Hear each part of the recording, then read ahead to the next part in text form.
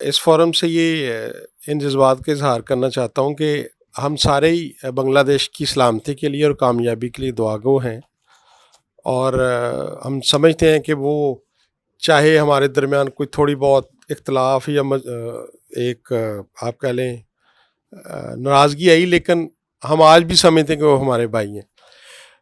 सवाल मैं ये करना चाहता हूँ सर कि ये क्या आपको नहीं लगता ये बहुत राइट टाइम है कि जो रिलेशनशिप रिपेयर करने की ज़रूरत है इस वक्त, और ये राइट टाइम है, चाहे वो मीडिया की पूरी ब्रिगेड हो, चाहे हमारी ब्यूरोक्रेसी हो, चाहे हमारे इंटेलेक्चुअल्स हों, ऐसी वेव बनाई जाए कि क्योंकि अब नया वो गवर्नमेंट भी फार्म अप हो रही है, उनकी पॉलिसीज़ में भी चेंज आएगा। तो जो पाकिस्तान और बांग्लादेश के आपस में नाराज़गी बिल्ड हुई है या साहब का कन्फ्यूजन है, पाकिस्तान की तरफ से एक मैसेज आए, चाहे वो अवामी सतह पे हो चाहे इंटेलेक्चुअल लेवल पे हो, ताकि हम दोबारा जी से बिल्कुल रिश्ते ठीक। बेहतर हो। पहली बात तो ये है कि पाकिस्तान में मैसेज वही देगा ना जिसको पाकिस्तान का थोड़ा सा दर्द हो। आपको पता है पाकिस्तान ने अभी तक कोई ढंग का तबसरा तक नहीं किया।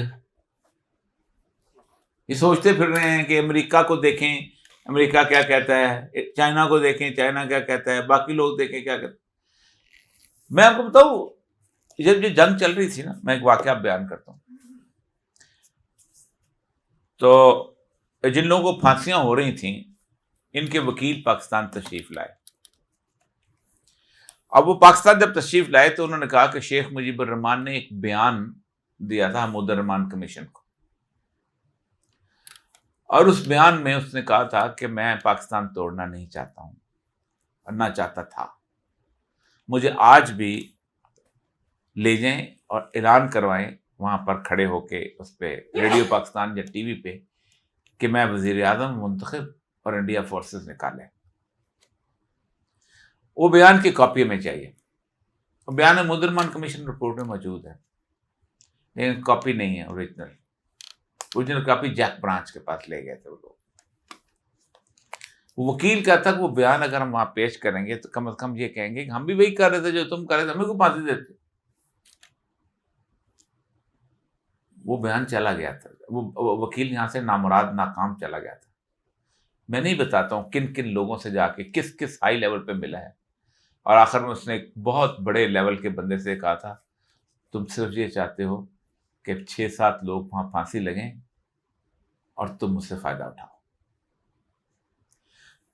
वो हमारे बारे में ये समझते हैं कि हम अपने तौर पे ना फैसले करते हैं ना लेते हैं, ये हमारा अलमिया है।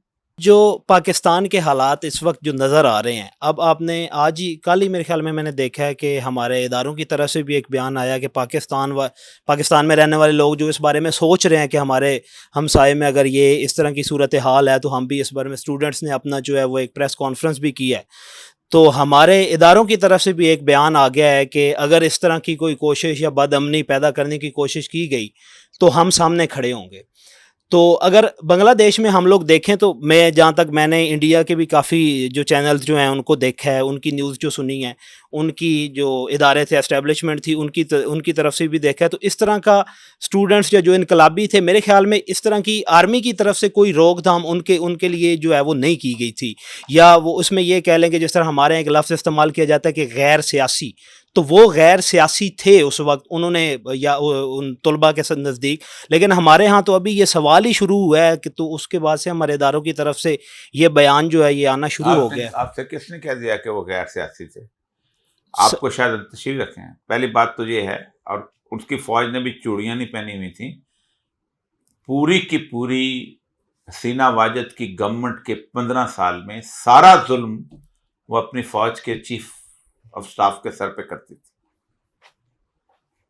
आपको पता है कि सबसे पहले किसको निकाला गया है और कौन उनका डीजी एसआईसी कहते हैं, इंटेलिजेंस का था। क्यों निकाला गया था? उसको पूरा इख्तियार दिया गया था कि वो जिसकी टेलीफोन चाहे टेप करे, जिसकी कॉल रिकॉर्ड करे और उसके ऊपर एक्शन ले। आपको अंदाजा नहीं है कि वहां जो मिसिंग पर्सन थे वो पुलिस तो नहीं करती थी, वो भी वहां की फौज करती थी। वजह सिर्फ ये होती है कि फौज 5 लाख होती है, अवाम 25 करोड़ होते हैं, वहां 16 करोड़ थे। 5 लाख क्या है, कोई हैसियत है उनकी? फौजें फौजों से मुकाबला किया करती हैं दुनिया के अंदर। आपकी 5 लाख है तो 10 लाख है, आपके पास 10 तोपें हैं तो उनके पास 12 तोपें हैं, आपके पास 50 जहाज है तो वो मुकाबला किया करते हैं। बनी इसलिए हैं। अवाम के साथ दुनिया में कभी किसी फौज ने मुकाबला नहीं किया, ना बाहर से आने वाली फौज ने, ना पाकिस्तान, ना मुल्क के अंदर की फौज ने। सबसे ताकतवर फौज कौन सी है इस वक्त दुनिया में? अमेरिका है ना।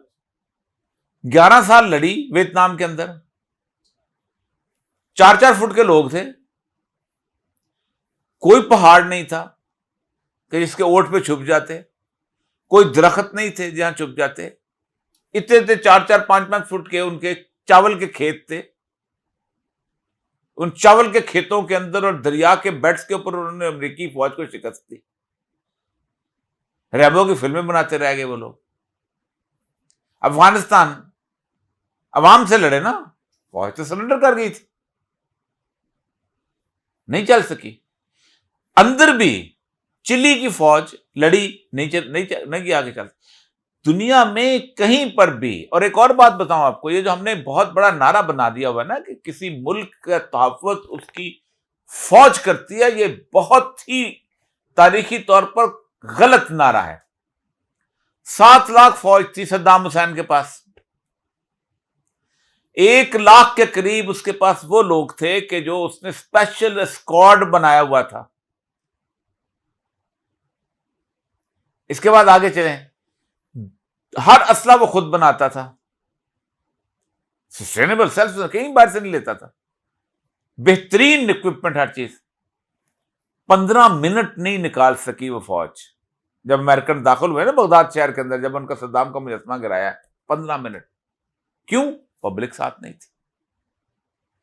पब्लिक अगर आपकी साथ ना हो, आप जंग कौमें लड़ा करती हैं, दुनिया में कौमें लड़ा करती हैं। ये सेकंड वर्ल्ड वॉर के फैशन है, बर्मा में जाके लड़ लो, जहां से जाके लड़ लो, क्योंकि उस बाद उन्होंने एम्पायर्स और नेशन चली हुई थी। पाकिस्तान के भी बड़े शहादा जो है वहीं जाके अपना लड़े थे, कोई बर्मा लड़ा था, कोई बेल्जियम लड़ा, फर्स्ट वर्ल्ड वॉर में। उस जमाने के फैशन है। अब की सूरत हाल आपको एक बात बताऊं, आपस में एक तो यह है कि बॉर्डर्स की जंग खत्म हो चुकी हुई, अब नहीं होती। गुज़श्ता 50 साल से प्रॉक्सी चल रही है, वियतनाम से लेके अब तक अवाम लड़ रही है, या अगर कोई फौज है तो अवाम को असला देके लड़ा रही है। यही हो रहा है ना। तो ये बात अब वहां नहीं है। वहां फौज 300 बंदे किसने मारे थे? फौज ने मारे थे। वहां उनको अंदाजा हो गया था कि अगली गोली हम नहीं चला सकते, यही से वापस चले गए।